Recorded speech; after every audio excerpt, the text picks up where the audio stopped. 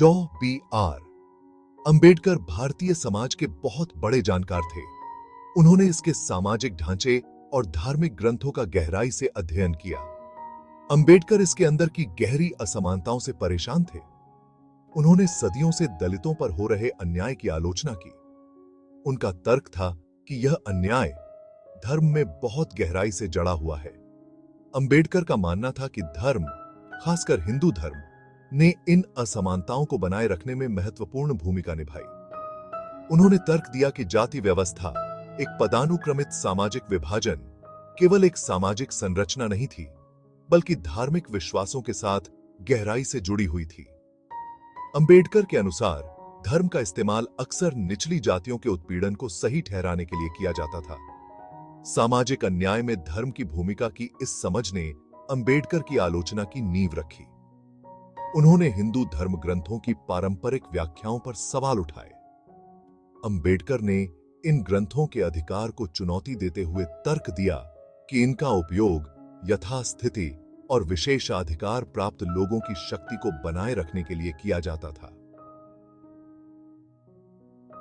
धर्म का उनका विश्लेषण केवल किताबी नहीं था, यह उनके अपने अनुभवों से आया था। अंबेडकर को खुद अपनी जाति के कारण जीवन भर भेदभाव का सामना पड़ा।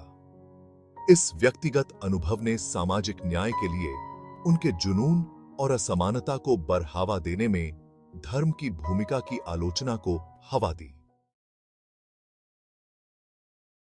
डॉ. अंबेडकर ने तर्क दिया कि धर्म लोगों को एकजुट करने के बजाय अक्सर विभाजन के उपकरण के रूप में काम करता है।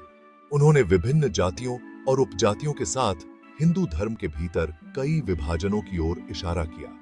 उनका मानना था कि इन विभाजनों को धार्मिक विश्वासों और प्रथाओं द्वारा मजबूत और वैध बनाया गया था।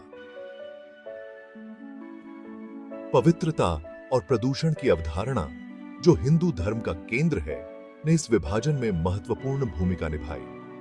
अंबेडकर ने तर्क दिया कि इन अवधारणाओं का इस्तेमाल दलितों को अछूत मानने, बहिष्कृत करने और समाज के हाशिए पर धकेलने के लिए किया जाता था।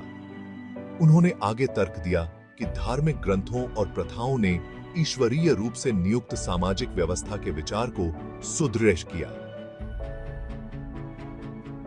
अंबेडकर के अनुसार इसने यथास्थिति को चुनौती देना और समानता के लिए प्रयास करना मुश्किल बना दिया। इस अर्थ में धर्म ने सामाजिक प्रगति में बाधा के रूप में काम किया। धर्म की विभाजनकारी भूमिका की अंबेडकर की आलोचना केवल हिंदू धर्म तक ही सीमित नहीं थी। उन्होंने अन्य धर्मों में भी इसी तरह के पैटर्न देखे, जहां सिद्धांतों और व्याख्याओं का इस्तेमाल भेदभाव और असमानता को सही ठहराने के लिए किया जाता था। उनका मानना था कि किसी भी धर्म जो सामाजिक पदानुक्रम और विभाजन को कायम रखता है, उसकी आलोचनात्मक जांच और सुधार की आवश्यकता है। धर्म की अंबेडकर की आलोचना ने ईश्वर की अवधारणा को ही विस्तार दिया। उन्होंने एक ऐसे दिव्य व्यक्ति के अस्तित्व पर सवाल उठाया जो इतनी व्यापक पीड़ा और अन्याय को होने देगा। उन्होंने तर्क दिया कि ईश्वर के विचार का इस्तेमाल अक्सर मौजूदा सामाजिक व्यवस्था को सही ठहराने के लिए किया जाता था।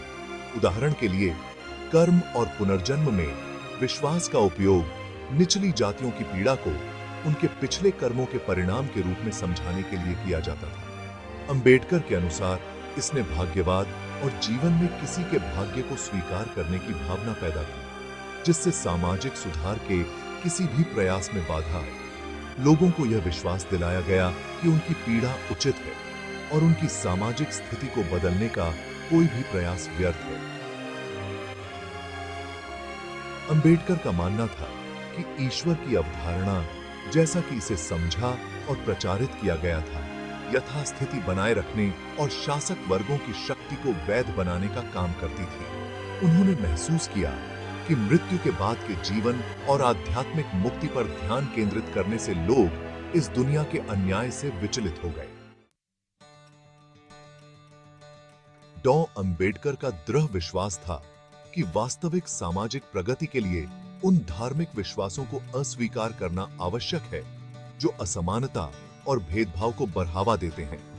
उन्होंने समानता, स्वतंत्रता और बंधुत्व के सिद्धांतों पर आधारित एक नई सामाजिक व्यवस्था की वकालत की। अंबेडकर का दृष्टिकोण एक ऐसे समाज का था जहां व्यक्तियों को उनके जन्म से नहीं बल्कि उनके कार्यों और चरित्र से आंका जाता था।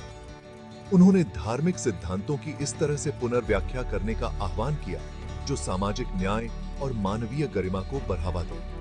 अंबेडकर के लिए सामाजिक प्रगति का मार्ग ऐसे समाज को बढ़ावा देने में निहित था जहां प्रत्येक व्यक्ति को जाति और धार्मिक भेदभाव के बंधनों से मुक्त होकर आगे बढ़ने का अवसर मिले।